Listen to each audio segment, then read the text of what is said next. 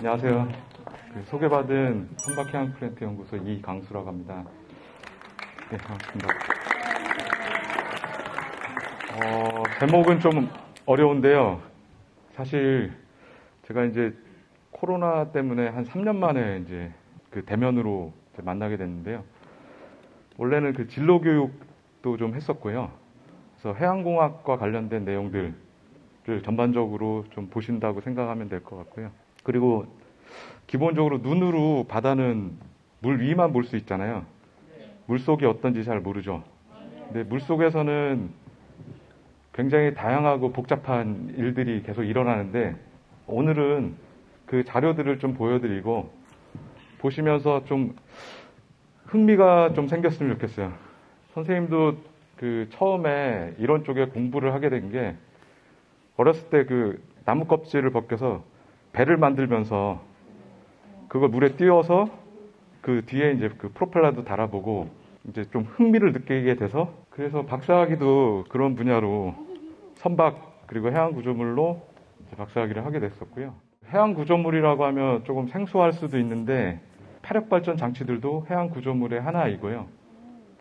풍력 발전기도 바다에 설치되면 그 해양 구조물 중에 하나예요. 그래서 선생님이 전공한 분야는 물 위에 떠 있는 구조물이 이제 움직이거나 계속 끊임없이 이제 거친 해상 상태에 놓이게 되는데, 그때 그걸 제자리로 계속 유지시켜주고 하는 그런 쪽에 이제 공부를 했고요. 현재는 선박해양 플랜트 연구소, 보통 저희가 그냥 크리소 이렇게 부르고요. 따로 견학 프로그램이 있어서 혹시 더 관심이 있으시면 연구소에 방문하시면 제가 오늘 소개드리는 시설들을 투어하실 수 있고, 연구소 소개를 간단하게 드리면은 73년도에 연구소가 이제 대전에 처음 생겼고요. 대덕양단지에 위치하고 있고요. 여기 보시는 게 저희 연구소 캠퍼스 이제 실제 사진으로 촬영한 영상이 되어 있고요. 다양한 시설들이 있습니다.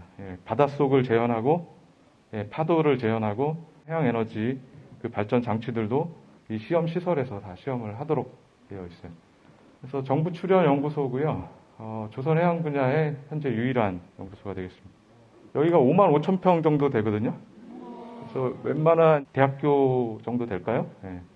주요 연구 분야인데요. 최근에는 유행하고 있는 게 자율운항 선박.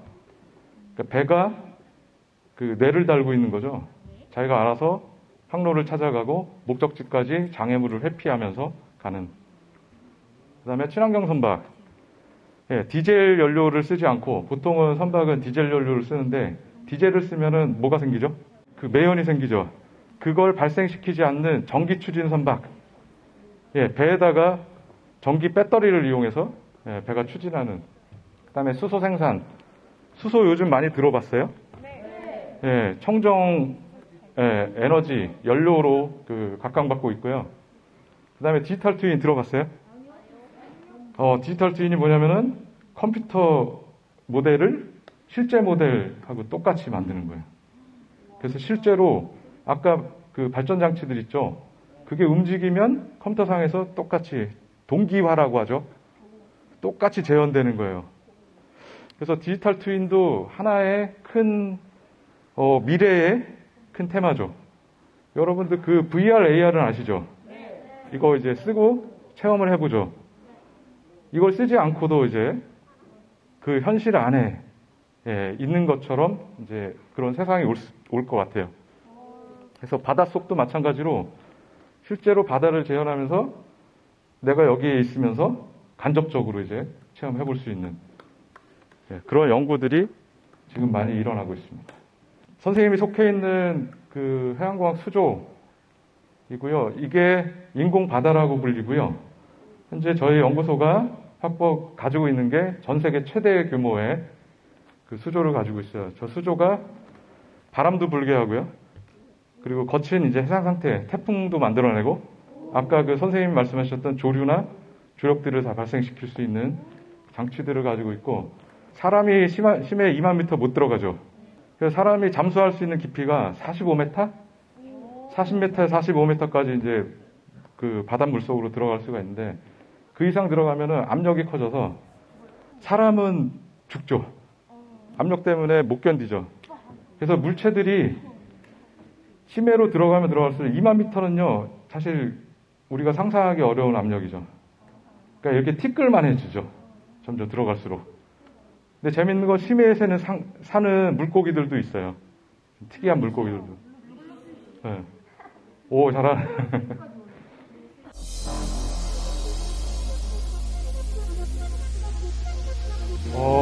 선형 시험 수조 제가 간단하게만 소개해 드릴게요.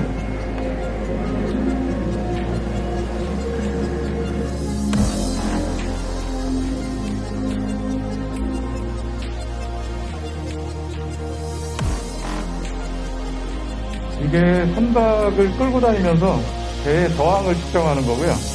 배가 앞으로 나아가는데 저항이 없어야 되겠죠. 그죠? 물을 헤치고 나가야 되죠. 그래서 뱃머리가 어떻게 생겼나요? 뾰족하게 생겼죠. 네. 물의 저항을 줄이기 위해서.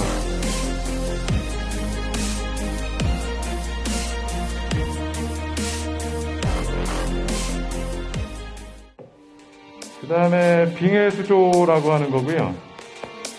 요건 세빙선 들어봤어요? 급지를 운항하는 선박이 얼음을 깨면서 앞으로 전진하는 거죠. 왜 이렇게 이제 그 북극이나 북극 항로가 중요한데요. 왜 그러냐면 큰 자원들이 북극에 다 매장돼 있어요. 그래서 배가 북극 항로로 운항하면서 어쩔 수 없이 이제 계속 그 유빙들을 만나기 때문에 이걸 깨나가는 거죠. 이게 마이너스 1도로 항상 유지되고요. 빙해수조는. 그래서 여름에 들어가면 굉장히 시원하고 겨울에는 조금 괴롭죠. 들어가면.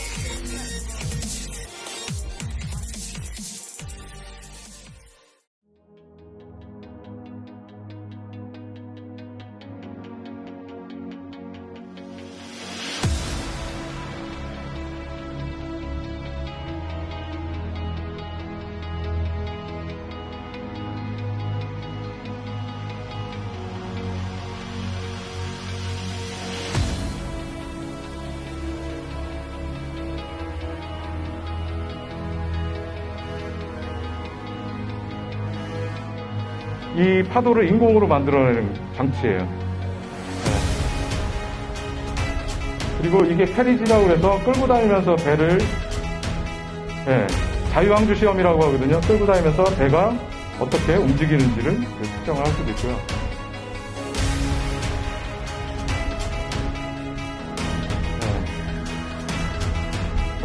나중에 혹시 견학을 오시면 저것도 보실 수가 있습니다. 그리고 다양한 해상 생태를 만들어서 배나 해양 구조물이 자기 자리를 잘 유지하는지 아니면 어떤 문제가 발생하는지 이런 것들은 이제 시험하도록 되어 있습니다.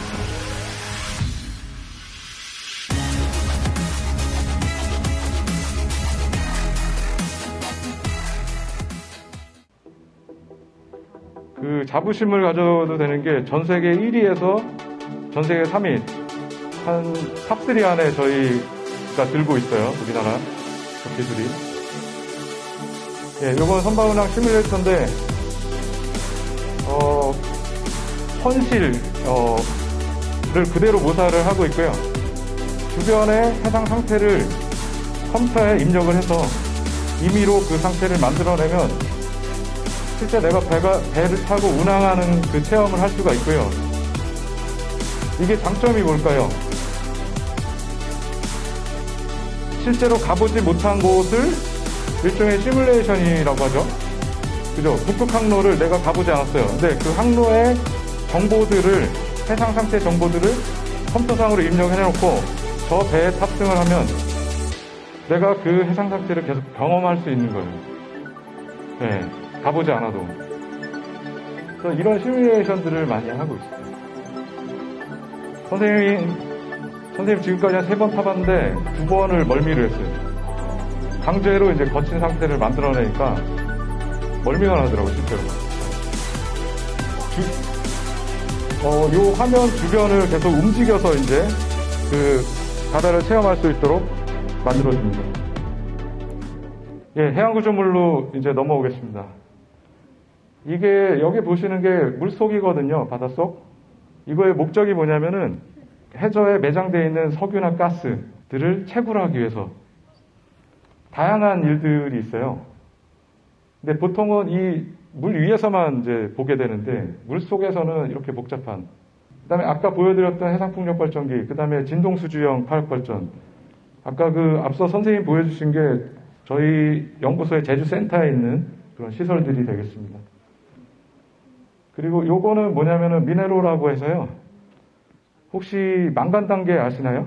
바다에 있는 석탄이라고 불리는 망간단계. 불을 붙이면은 석탄에 그 열에너지, 발생하는 열에너지가 6배. 그래서 이게 그 깊은 바다에만 있거든요, 망간단계가. 그래서 그거를 채굴하기 위해서 이런 로봇들을 개발을 저희 연구소에서 하고 있어요. 그러니까 대규모로 지금은 채취를 할 수가 없는 게 심해기 때문에 바다 깊이 못 들어가고요. 그래서 들어갈 수 있는, 작업할 수 있는 장비나 로봇이나 대규모의 이런 구조물들, 해양 구조물들을 만들어서 유익하게 활용을 하고 있어요. 자, 생애주기. 생애주기라는 표현 아시죠?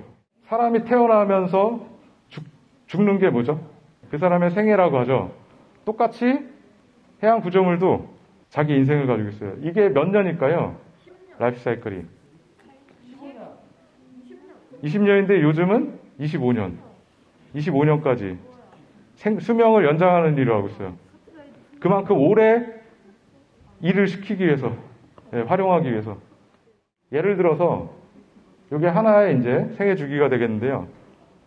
처음에 타당성 조사하고 시추 탐사하고 설계하고 이런 큰 대형 구조물들을 만들어내고 그다음에 운반하고 현장 설치하고 20년간 운영하다가 철거를 하게 되고요. 이걸 의미합니다. 그래서 선생님이 하고 있는 일은 이러한 구조물들이 정상적으로 잘 문제 없이 계속 운영되도록 하는 그런 연구들을 하고 있습니다. 요거는 본 적이 없을 거예요. 그죠? 본 적이 없죠. 물 속에 있는 거예요.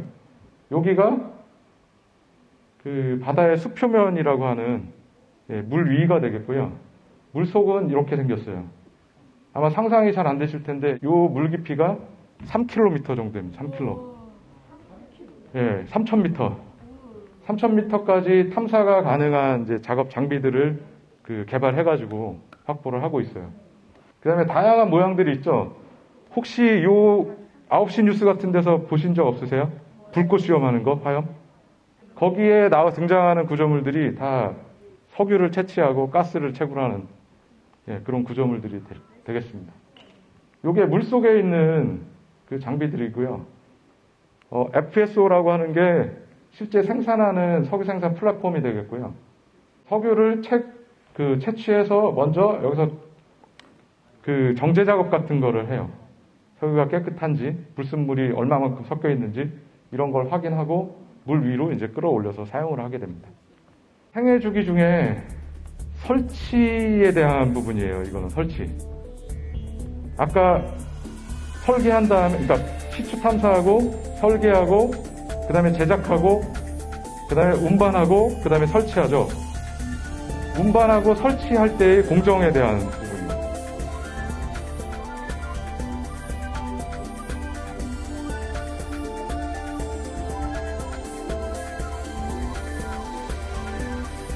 이게 실제 바다에서 그 동작하고 있는 그 단계를 직접 보여주고 있습니다.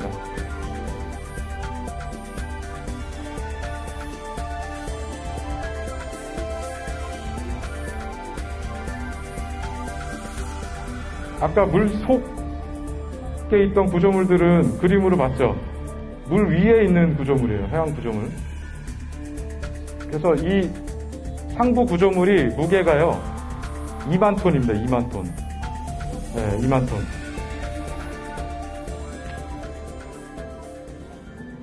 자, 요거는 현장에서 작업하는 것들을 컴퓨터 시뮬레이션으로 프로그램 짜는 거를 배우시면 실험을 잘 짜면 저렇게 실제 현상들을 내가 프로그램 짜갖고 계산한 거랑 비교해가면서 맞출 수 있어요. 이렇게. 거의 똑같이 동작하죠. 자, 이제 안전으로 넘어올게요. 안전.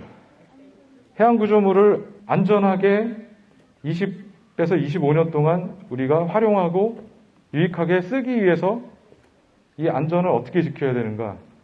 해상에서는 굉장히 다양한 사고들이 많이 일어나는데요. 여기 보시면은 심해로 들어가면은 고압 문제, 압력이 커져가지고 구조물이 그걸 견뎌야 돼요. 그 다음에 폭발을 해요, 막. 그 다음에 LNG 들어봤어요? 가스가 마이너스 163도. 예, 영하의 온도를 유지해야지만 저거는 액체로 되어 있고요. 저걸 꺼내서 상온으로 꺼내오면은 바로 기체로 날아가요. 마이너스 온도를 유지를 해야 되기 때문에 이것 때문에 발생하는 사고. 그 다음에 급지운항을 하면서 그 저온 때문에 이제 발생하는 사고. 그 다음에 충격 하중이라는 게 있거든요. 근데 그게 크게 발생하면은 구조물에는 큰 파괴가 일어나요, 이렇게. 그 다음에 제작하면서 어떤 제작 결함들도 많을 거고요. 그 다음에 얘도 나이가 들면서 녹이 슬어요. 예, 얘도 똑같이 철로 제작을 하기 때문에 녹이 슬어서 이제 녹에 의한 문제도 생기게 됩니다. 해상풍력 하부 구조물, 얘도 마찬가지예요. 해상풍력도 해양 구조물의 하나의 종류일 뿐입니다. 앞서서 보여드렸던 이 모양이 보이시나요? 이런 거? 여기 보시면 똑같죠? 실제 해상에 작용하는 어떤 해상 상태, 바람이나 파랑이나 조류나 이런 것들이 구조물에는 큰 하중으로 다가와요, 하중. 저걸 견뎌야 돼요. 안전하게 견뎌야 되는데 이게 실제로 안전한지 안 한지를 프로그램을 짜서 계산을 해서 이렇게 시간에 따라서 얘가 그 일종의 반응이 어떻게 되는지를 이제 확인을 하는 거죠. 이것도 마찬가지로 판 형태의 어떤 구조물들이 붙어 있으면 그 판도 컴퓨터로 시뮬레이션해서 그것들이 파손이 일어나는지를 확인하는 일들을 합니다. 실제 계산하는 그 시뮬레이션을 직접 이제 제가 그 프로그램 코딩을 해서 만든 프로그램이에요. 움직이죠. 예, 지금 어떤 파랑이나 조류나 바람이 가해졌을 때의 그런 거동이 되고요. 이게 생애 주기에 대한 이야기인데요. 이거는 고정식 구조물에 대한 거를 지금 말씀드리고 있어요. 물에는 여기가 만약에 수면이라고 하면요. 요게 바닷속의 해저면이라고 보면 해저면에 고정시켜 놓은 해양 구조물을 고정식 해양 구조물이라고 하고요. 물 위에 띄워놓고 계류선이라고 하는 그 선으로 연결해서 해저면에다가 묶어놓은 이거를 부유식 구조물이라고 얘기를 해요. 그래서 고정식 구조물에 대한 대표적인 그런 내용들이 되겠습니다. 그 다음에 이 실험은 아까 이야기한 대로 전체 실험을 다 못하니까 부분적으로만 떼가지고요.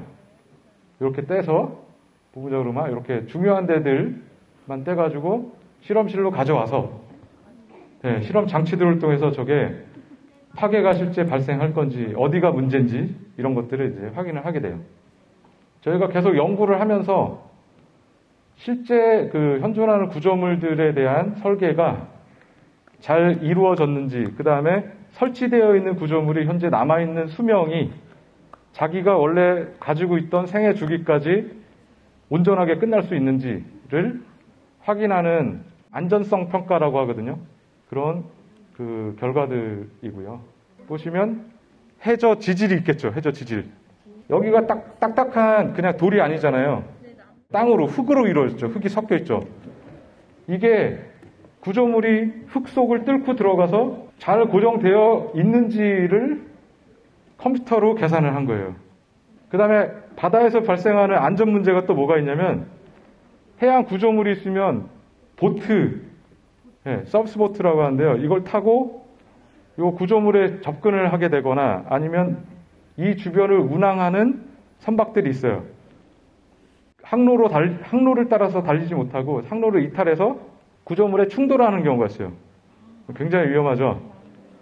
구조물에 충돌하고 나면은 구조물이 원래 20년, 25년을 써야 되는데 이런 손상이 발생하면 실제로 한 3년 정도밖에 못 써요. 그래서 굉장히 위험하기 때문에 이 구조물을 보호하는 그런 장치들도 우리가 설계를 하고 있어요. 이제 물에 떠 있는 구조물로 넘어올게요. 물에 떠 있는 구조물이 자기 위치를 계속 유지하고요. 해상 상태, 거친 해상 상태에서 자기 위치를 유지하고 계속 25년을 안전하게 있으려면 어떤 게 가장 중요할까요? 차이점이 고정식 구조물하고 해양식 구조물하고 차이점이 뭘까요? 움직여요. 얘는 계속 움직이는데 뭘로 고정을 시켜놨을까요? 네, 그 줄을 계류선이라고 해요. 그 다음에 계류선의 종류인데 그 캠핑을 가서 텐트를 쳐본 적 있어요? 네? 아, 아빠 도와드렸어요? 텐트를 치고 밑에 이 고정을 시키죠. 바닥을. 그 다음에 바람에 특히 봄에 텐트가 날아갈 수도 있어갖고 어떤 걸 하죠? 줄로 더 묶지 않아요? 줄로. 그쵸. 줄로 해서 못을 박죠. 이게 똑같은 거예요, 이게. 예. 영어로 어렵게 써놨긴 했는데 이게 똑같은 거예요. 그래서 탱탱하게 유지를 해요. 탱탱하게. 예. 자기 자리를 탱탱하게 유지를 해요. 이렇게 생긴 거는 보통 카테너리라고 하는데 어디서 많이 본 적이 없을까요, 이거? 큰 다리 건널 때 본 적 없어요? 현수교라고 그러죠, 현수교. 네. 이게 왜 이렇게 모양이 생기냐면 자기 몸무게 때문에 밑으로 중력 영향으로 처지는 거예요, 이렇게. 이거랑 가장 큰 차이가 뭐냐면은 얘는 거친 해상 상태, 여기 이제 큰 파도가 하나 치면 쭉 뒤로 밀렸다가 아주 천천히 제자리로 오고요. 얘는 쭉 이제 큰 파도가 딱 들어오면 바로 얘는 견디도록 돼 있어요. 근데 요 두 개가요, 장단점이 있어요. 그래서 그 구조물의 형식에 맞도록 이제 설계해서 쓰게 됩니다. 요 카테나리 계류선을 이제 확대해서 본 거고요.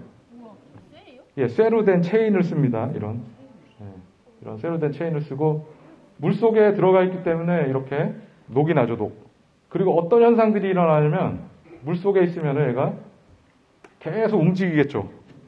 움직이면서 물 입자들이라고 해야 되나요? 이게 이렇게 소용돌이 같은 게 반복적으로 계속 움직여요. 그러면서 무슨 일이 일어나냐면 체인이 이렇게 교차로 연결돼 있죠.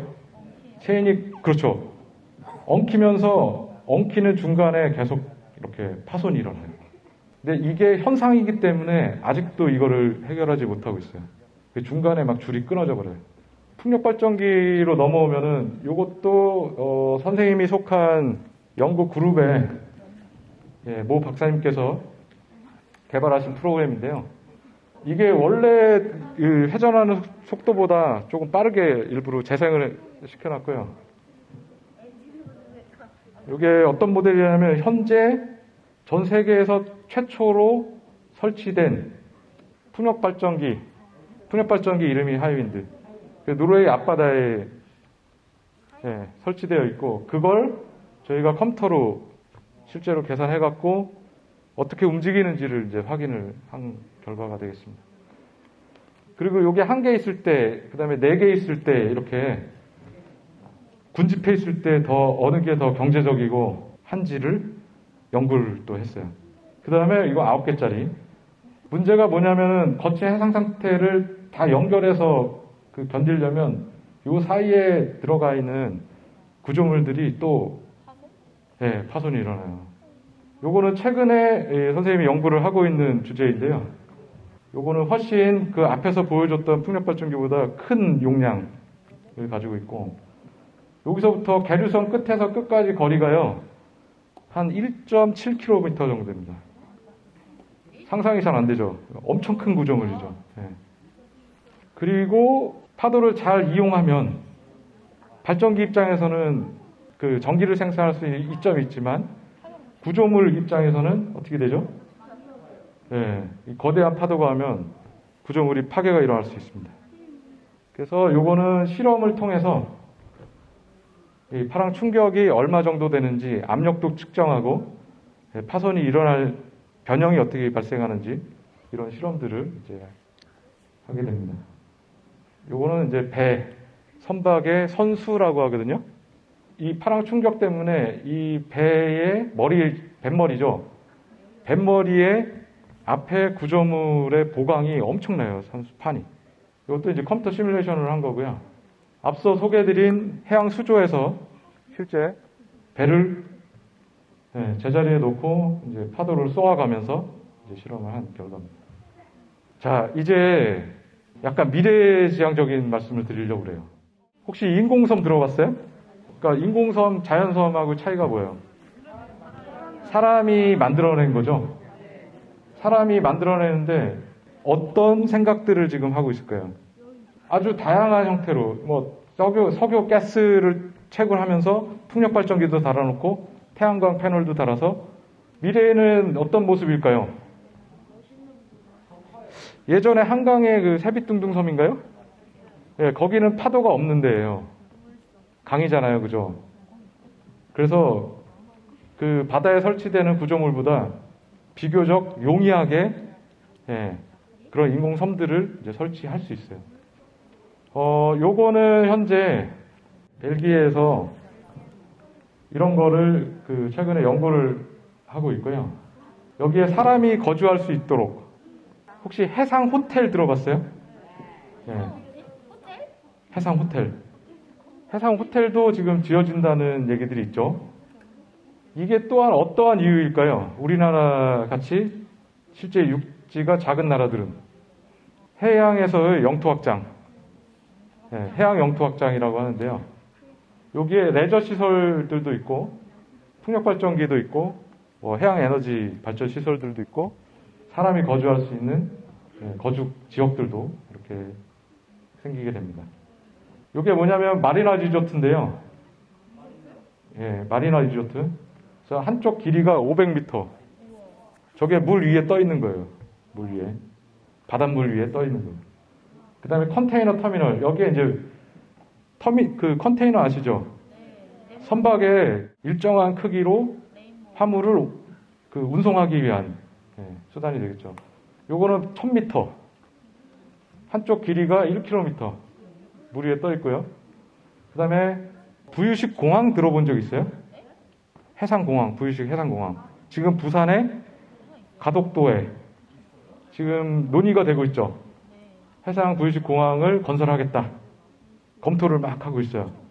선생님이 속한 연구소에서 여기에 이 어떤 타당성과 관련된 그런 기술적인 그런 자문들을 현재 하고 있어요. 요거의 특징이 뭐냐면은 일반적인 해양 구조물들은 저렇게 큰 구조물들이 없어요. 아까 앞서서 보여줬던 이런 새로운 형식의 구조물들도 한쪽 요 길이가 100m에서 150m 정도밖에 안 돼요. 근데 이건 어마어마한 거죠. 4.5km. 이렇게 해상에서 구조물이 커지면 무슨 일이 일어날까요? 이게 100에서 150m짜리 구조물이에요. 그럼 이렇게 움직여요? 이렇게 움직여요. 근데 이게 4.5km짜리 구조물이라고 가정하면 얘가 자체적으로 변형이 일어나요. 이렇게 막. 휘어, 구부러지고. 그런 현상들이 자연적인 현상이에요. 근데 그런 현상들을 실제 예측하거나 그거를 고려해서 설계도 해야 되는데 그걸 하기가 굉장히 어려워요. 그래서 해상에서 이렇게 큰 구조물들은 어떤 특별한 수치적인 아까 그 시뮬레이션 계속 보여줬는데 그런 연구들을 계속하고 있어요. 저것들을 정확하게 그 변형들을 표현하는 연구들을. 자, 이게 무슨 그림이냐면 요 그림만 보시면 요거는 양쪽이 이렇게 지지되어 있는 육상 구조물이에요. 육상 구조물. 그럼 얘가 가운데가 이렇게 처지죠. 자기 몸무게 때문에. 근데 요거는 물 위에 띄워져 있는 구조물이에요. 그럼 어떤 일이 생기나요? 부력 때문에 떠 있죠. 자기 몸무게 때문에 뭔가 이렇게 균형을 이루고 있겠죠.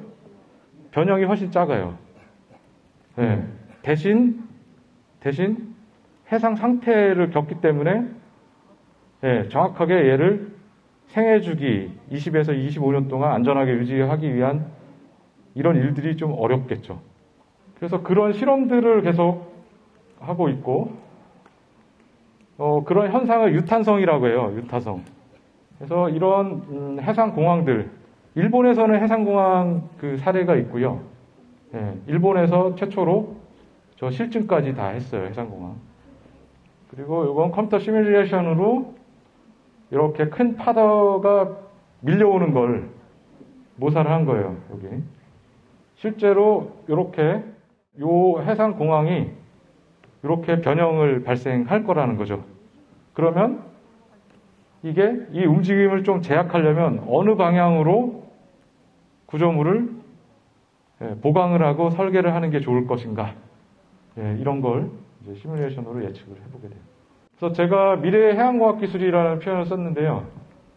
그래서 여기에 해상공항에 뭐 풍력발전기도 이렇게 설치해서 발전도 하고 디젤 연료 같은 것들을 쓰지 않고 이산화탄소나 이런 걸 배출하지 않고 친환경으로 인공섬들을 이제 유지를 하면 좋겠다라는 생각으로 이것들도 컴퓨터로 이제 모델을 만들어서 시뮬레이션을 했습니다. 가정을 했는데 경남 거제시 사두도 해역이고요. HS라는 게 뭐냐면 그 파도의 파고 높이를 이야기해요. 그래서 1m짜리 파고를라고 가정하고요. 바람은 이번에 그 흰남노가 왔었죠. 초속 한 70m까지 불었나요? 근데 우리나라에서는 이 바람을 고려하는 속도는 55m예요. 55m.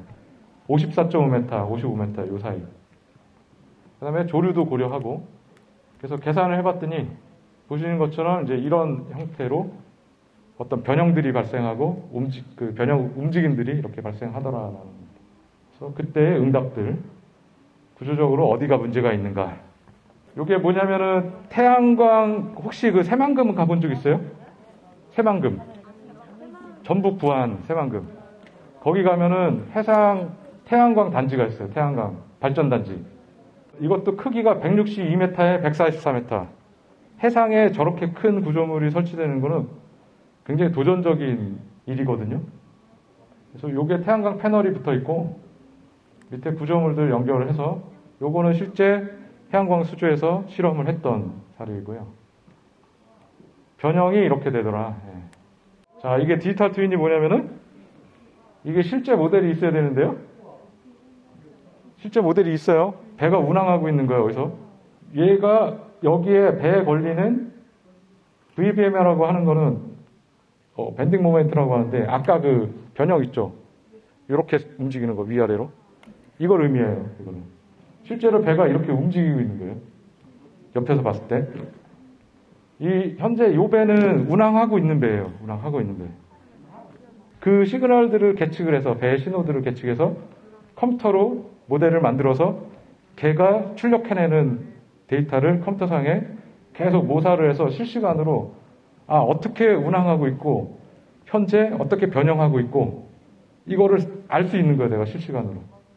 지금은 이제 물리적인 모델이라고 하거든요. 물리적인 모델을 가상 모델, 얘는 가상 모델이라고 하는데 가상 모델에서 인식을 하지만 나중에는 반대로 가상 모델을 조정해 갖고 물리적인 모델을 바꿔줄 수 있는 반대로 이것도 가능합니다. 양방향이. 현재는 거의 한 방향만 하고 있고요. 이게 뭐냐면은 해양공학 수조예요. 실제로. 컴퓨터로 모델을 만들어 놓은 거예요. 나중에는 어떤 일이 생기냐면은 이게 모형 시험 했던 실제 모형이에요. 모형. 컴퓨터상에다가 모델을 만들어 놓고 나중에는 모형 시험을 수조에서 실제로 사람이 하지 않아도 돼요. 컴퓨터상에 모델을 넣어 놓고 파랑 만들어내고 바람 만들어내고 컴퓨터상에서 이게 이제 디지털 트윈 기술하고 연결되는 거예요. 다시 실제의 수조랑 연결해갖고 그 상태를 계속 확인하는. 이게 되세요? 나중에 이제 여러분들이 거의 완성을 시켜줄 거라고 제가 믿고 있어요. 이것으로 마치도록 하겠습니다.